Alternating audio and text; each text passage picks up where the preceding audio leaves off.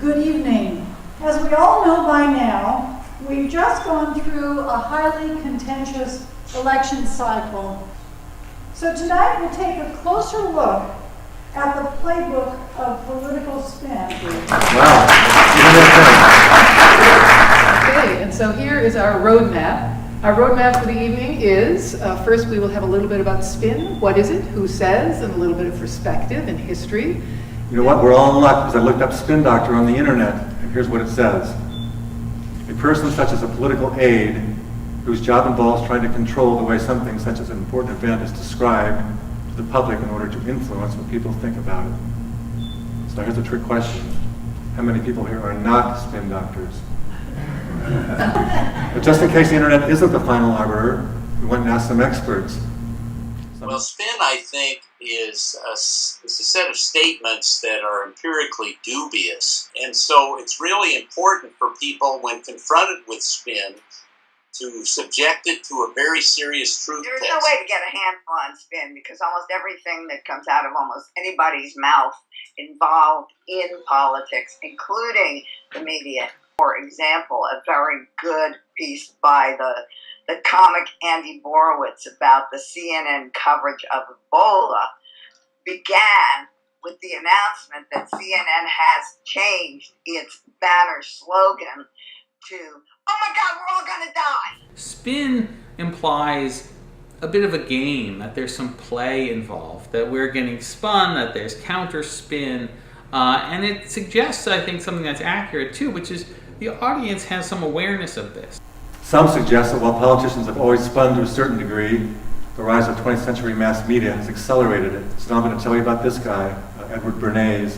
He'd been working with the Woodrow Wilson administration's Office of Public Information during World War I, trying to promote the idea that entering the war was trying to make the world safe for democracy. When the war was over, he wanted to see how the same campaign model could be used to push the same idea during peacetime. He felt like the word propaganda had been given a bad name by the Germans in World War I, so he came up with a much more benign and slippery word, public relations. So here's what you need to know about Bernays. He became an advisor for several presidents, from Coolidge to Eisenhower. Life magazine called him one of the 100 most influential people of the 20th century. He was the first to use psychology and lots of background research in trying to get large numbers of people to think and behave differently. So I'm going to tell you about 4 campaigns he worked on to give you an idea of what he was about. Women and cigarettes. Bernays helped the smoking industry overcome one of the biggest social taboos of the time, women smoking in public. Women were only allowed to smoke in designated areas or not at all. Anyone caught violating the rule was arrested. Bernays came up with a great idea of staging the 1929 Easter Parade in New York City by hiring sexy models to hold lit Lucky Strike cigarettes, calling them torches of freedom. That got the foot in the door for women, and the rest is history. He conducted a survey of physicians and reported their recommendation that people eat heavy breakfasts. He sent the results of the survey to 5,000 physicians, along with publicity touting bacon and eggs as the answer. So this brings us back to something we have to remember, which is that America has changed, and so has media and culture, and what people expect and want from media. Some of you might remember the recent PBS series on the Roosevelts. What really stuck out to us about how times have changed dramatically are these comments. His press secretary, Steve Early, turned away all reporters' questions about the president's disability. It's not a story, he'd say. When guests filed into the formal dining room at the White House, they found the president already seated at the head of the table. No one was to see him being wheeled down the hall. But the thing that's different from our time is that the press cooperated. And people bought it in the 30s and 40s. They bought it. They thought it was intrusive on the whole.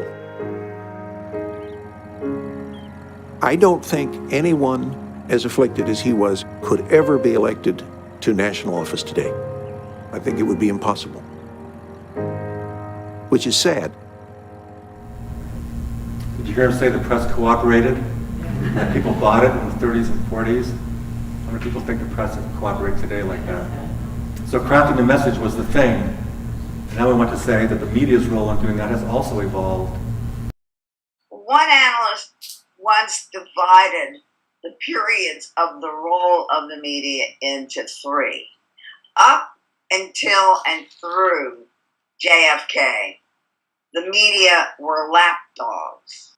As Vietnam and Watergate inserted themselves into the culture, the media acted like attack dog.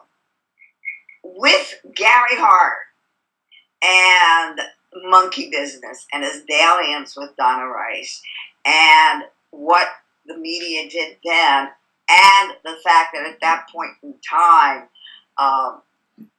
the tabloids were beginning to drive the media agenda. The media has been called a junkyard dog. I think that tells it all. Not allowing politicians to wriggle out of uncomfortable situations, uncomfortable discussions. Uncomfortable situations. How many people here have ever seen a politician in an uncomfortable situation? Well, we put together a short collage to remind you of some of the biggies. Well, I'm not a crook. Read my lips. No new taxes. But I want to say one thing to the American people. I want you to listen to me. I'm going to say this again. I did not have sexual relations with that woman. I remember landing under sniper fire. There was supposed to be some kind of a greeting ceremony at the airport, but instead we just ran with our heads down to get into the vehicles to get to our base. Saddam Hussein has gone to elaborate lengths, spent enormous sums, taken great risks to build and keep weapons of mass destruction. I know for a fact that my account was hacked. So I guess the message here is that spin can be negative, but can also be other things, Michael. Well, spin can also be a way to frame a message and turn it into something good, to redefine a situation like It's Morning in America with Ronald Reagan's 1980 presidential campaign.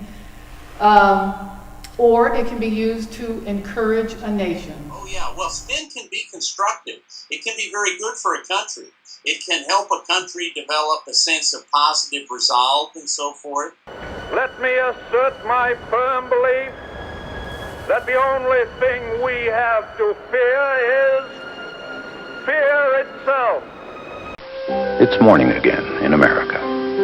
Today, more men and women will go to work than ever before in our country's history. The only thing we have to fear is fear itself. Now that was spin because it's not true. It's a gross oversimplification of the wide number of difficulties America was facing in the depths of the Great Depression. So while it was empirically distorted, it had a very salutary effect. So yes, indeed, Watergate changed many things, and among them, the relationship between the press and politicians, because you began to have this orientation on the part of journalists to ferret out politicians' weak points of character. You sort of roll through a rogues gallery, which was published actually recently on the cover of the New York Times Magazine with Gary Hart prominently displayed in the middle.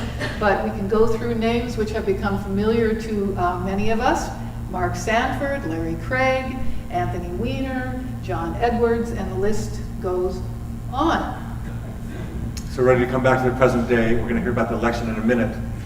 But before we leave you this overview of spin, we thought we'd give you this last fictional wink at the world of political spin. There's a crisis in the White House. What's the crisis? And the president's top advisors have been called together. Oh, jeez. The sexual misconduct occurred inside the Oval Office. With the election only days away, how much will this scandal affect the outcome?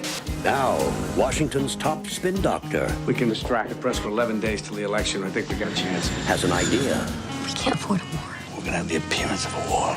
but he can't pull it off without Hollywood's top producer. Why come to me? We want you to produce. You want me to produce your war? How would you like an ambassadorship? That's my payoff. Hell, I'd just do it for a story to tell. Oh, no, you couldn't tell anybody. Listen, I'm just kidding. No, I mean, you couldn't tell anybody. No. Wag the dog. Nothing like that would ever happen in real life, right? We will hear from two of our correspondents who write under the banner of the Washington Decoder. First, we'll hear from Peter Greer, and then we will hear from Gail Russell Shattuck. So we thought we would start with asking you about spin. How did you see spin play out in this election we just went through? They're integral to every campaign, so of course it played out a lot in the midterms, where President Obama kept insisting that the election wasn't about him, when really that's just a way of framing or trying to frame the election, and it really was about him. For instance, the way I personally look at spin is that it's usually it's a selective argument. You take one particular issue or one particular aspect of a particular issue that's favorable to you, and you try to emphasize that as much as you can and downplay the negative. And Mark Udall, the incumbent Democrat out there, decided he really needed to hitch his wagon to the women's vote. So he emphasized women's issues in a lot of stuff that he talked about. A lot of his ads focused on access to contraception. A lot of his interviews, he tried to steer around to particular things that he thought would be interesting to women voters. And, he was doing that because he figured, the high Democratic vote among women, particularly single women, would counteract the fact that he would do less well among men, particularly married white men. But the women didn't turn out to vote like he needed to win. In that sense, spin is kind of, it can be not irrelevant, but it's only one part of the equation. And in many ways, especially in midterms, getting your voters out and shaping the actual electorate that goes to the polls is more important than whether you're a good spin meister. How did you see spin play out, either in individual campaigns or in kind of the larger political climate we just went through? I've seen a number of campaign cycles, but what struck me about this one was how sophisticated the voters had become. Another place you see that a lot in this campaign is in the gun ads. I haven't even seen a final tally of how much was spent, but the NRA made this a very important year of spending and spent millions on ads in key states that had referendums. Could there be background checks, for example? But for the first time, there was a considerable amount of money available to counter that spin. Michael Bloomberg committed $50 million running up against the NRA this cycle. Gabby Gifford, the congresswoman from Arizona, who was grievously wounded in a mass shooting and came back to really make her life work focused on this issue, also has collected millions of dollars that were devoted to this campaign. As a result, you have dueling ads that are both excellent examples of spin. In the ad for the NRA, you usually saw a scene like a woman alone at night to the dark music. And the response from the pro-gun control people also has this sort of dark music in the background as it intones that candidate X or Y somehow doesn't favor a background check that would be useful. It doesn't come right out and say what the consequence will be. It doesn't show you a mass shooting, for example. But you don't need to do that. There's been a number of them, and people know what that means. And were they defeated? Which way did these referenda go? Actually, the referendum went strongly in favor of gun control. Why do you think they've become more sophisticated, and what do you think people watching this tonight can take away about spin? There was one very interesting press event that Senator Udall gave, and he started segueing into some of his lines about women's rights, reproductive rights, how you should be afraid, very afraid. And some of the audience yelled out, that is not the only issue in this campaign. What are you doing? You're more than that. You have other issues.